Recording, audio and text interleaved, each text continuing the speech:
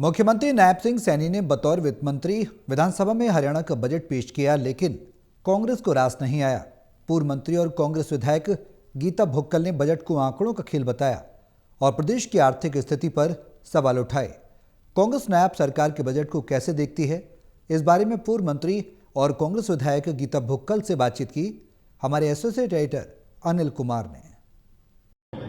Congress budget को कैसे देखती है, इस मेरे साथ हैं पूर्व मंत्री एवं कांग्रेस विधायक गीता भुक्कल। इनसे जानते हैं कि वो प्रदेश के बजट को कैसे देखती हैं, जो मुख्यमंत्री ने आज सदन में बतौर वित्त मंत्री पेश किया है। देखिए, माननीय मुख्यमंत्री जी ने बतौर वित्त मंत्री यहाँ पर करीबन 2.25 लाख करोड़ का जो है बजट पेश करने का काम किया है। बजट के आंकड़े हैं पूरे के पूरे लगातार करीबन 76 पेज का और बड़ी बजट जो है उन्होंने आंकड़े पेश करने का काम किया है। हमारा एक वेलफेयर स्टेट है। हम उम्मीद कर रहे थे हमारी सामाजिक न्याय एवं अधिकारिता, हमारी सोशल जस्टिस के जो आंकड़े बताते हैं उसके तहत स्कीम्स में कहीं ना कहीं पैसे की बढ़ोतरी होनी चाहिए थी।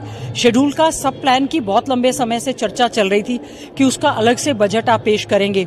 इसमें वुमेन कॉर्पोरेशन का जिक्र नहीं किया, उसको लेकर आपने कोई पैसा नहीं दिया। एससी कंपोनेंट के पैसे के साथ साथ बैकवर्ड कंपोनेंट की हम उम्मीद कर रहे थे पैसा दिया जाएगा।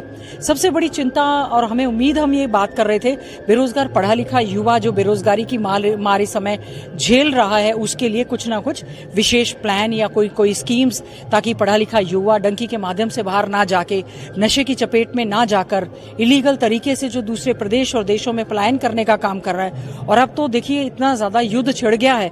हमारे हरियाणा को युवाओं को हरियाणा में ही क्लास 1 क्लास 2 की नौकरी देने के लिए सरकार को विशेष प्रावधान इस बजट में करना चाहिए था।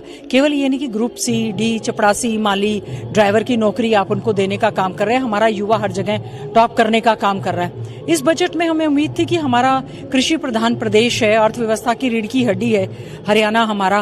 किसानों को बहुत उम्मीद थी कि हमारे मुआवजे के नाम पर या जो प्रधानमंत्री फसल बीमा योजना है, बार बार किसान कह रहा है कि हमें उसका पैसा नहीं मिल रहा है, जो फसल हमारी बर्बाद हो गई है उसका मुआवजा हमें नहीं मिल रहा है। हमें उम्मीद थी कि जो इंटरनेशनल किसानों की एक ट्रेड डील कर ली गई है, इस ट्रेड डील में हमारे किसान पर जो है उसके सीधे पेट पर लात मारने का काम केंद्र की सरकार ने किया है बिना राज्यों से पूछे। हमें उम्मीद थी कि एसवाईएल जो हमारे हित में फैसला हो गया है, हर बार बजट में आप उसमें 100 करोड़ के करीबन का बजट में आप प्रावधान करते थे।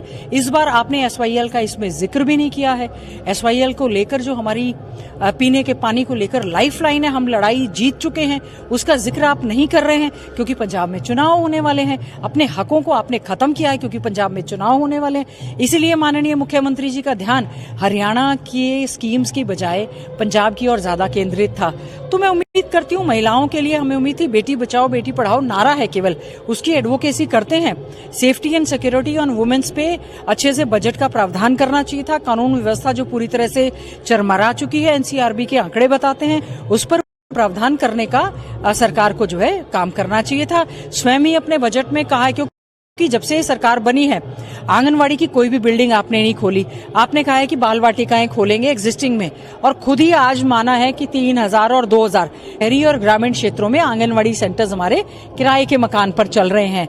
तो इसका मतलब ये है कि आहिस्ता आहिस्ता आप इस तरह की स्कीम्स को बंद करने का कर रहे हैं। लाडो लक्ष्मी योजना आपकी स्वयं की बताई हुई और घोषणा पत्र में योजना थी कि हरियाणा की महिलाओं को आप लाडो लक्ष्मी योजना के तहत 2100 रुपए देंगे। उसके बाद आपने 1 लाख की उस पर स्लैब लगाने का काम किया है। तो और बहुत ज्यादा मैं समझती हूँ बजट जो है आंकड़ों का केवल खेल था। बजट एट ग्लैंस हमें अभी तक दिया नहीं गया। आर्थिक सर्वेक्षण 2025 और 26 जो हाथ में होने चाहिए थे वो विधायकों के पास नहीं है, नेवा पोर्टल में वो खुला नहीं। और अभी हमारी सीएलपी की मीटिंग है, तो हमारे नेता आदरणीय चौधरी भूपेंद्र सिंह हुड्डा जी जैसा भी आगे दिशा निर्देश देंगे, अभी इस पर चर्चा होगी तो हम अपनी बात जो है खुलकर कहेंगे। गीता जी, आपने प्रदेश की आर्थिक स्थिति पर भी सवाल उठाए हैं, क्या कारण है?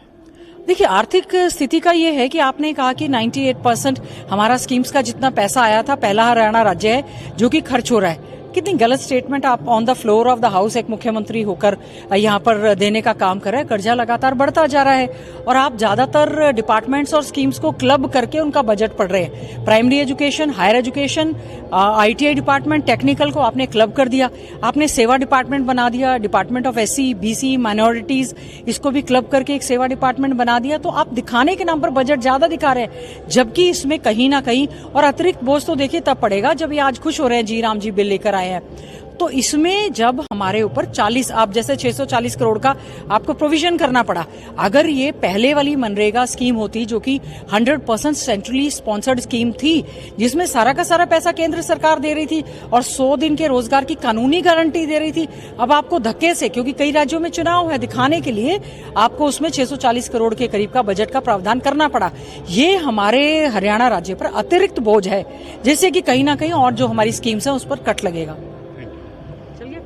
ये थी मेरे साथ पूर्व मंत्री एवं कांग्रेस विधायक गीता भुक्कल। इन्होंने प्रदेश में पेश हुए बजट पर सवाल उठाए हैं। इसके साथ साथ इन्होंने प्रदेश की आर्थिक स्थिति पर भी सवाल उठाए हैं। Anil Kumar, total news, Chandigarh.